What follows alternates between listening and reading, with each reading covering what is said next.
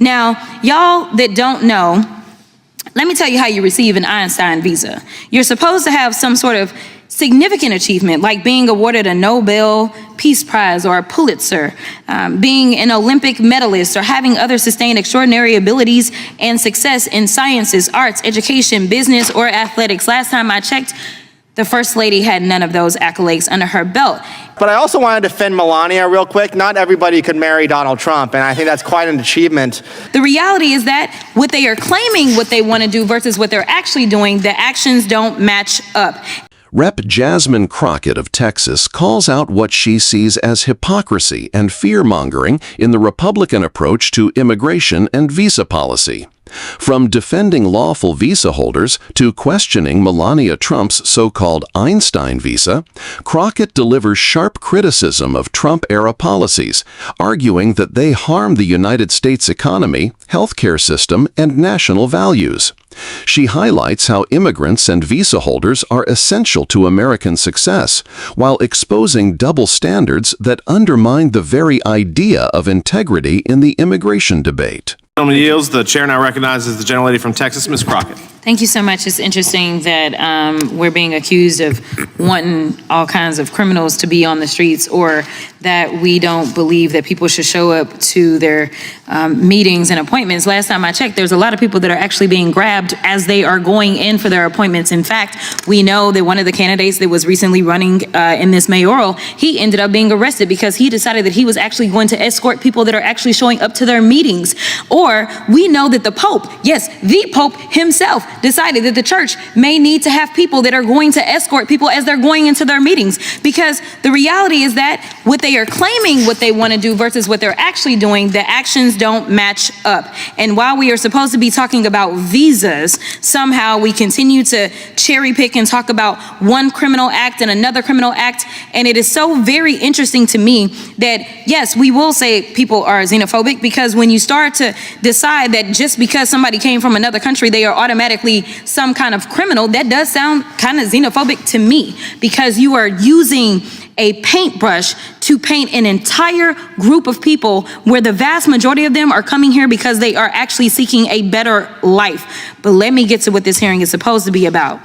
The idea that Trump and my Republican colleagues want to restore integrity and security in the visa process is actually a joke. Let me be clear. Integrity is not snatching lawful visa holders off the streets and throwing them into unmarked vans. Integrity is not revoking visas based on social media posts that hurt somebody's little feelings because kids decide that they want to go after Trump or this administration. We have a thing called free speech in this country. And since we're talking about integrity, I'm confused as to why my Republican colleagues aren't talking about the lack of integrity when it comes to the president's family's visas.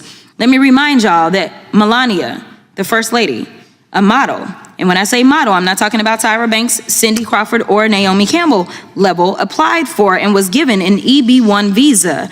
And that stands for is an Einstein visa. Now, y'all that don't know, let me tell you how you receive an Einstein visa. You're supposed to have some sort of significant achievement, like being awarded a Nobel Peace Prize or a Pulitzer, being an Olympic medalist, or having other sustained extraordinary abilities and success in sciences, arts, education, business, or athletics. Last time I checked, the First Lady had none of those accolades under her belt.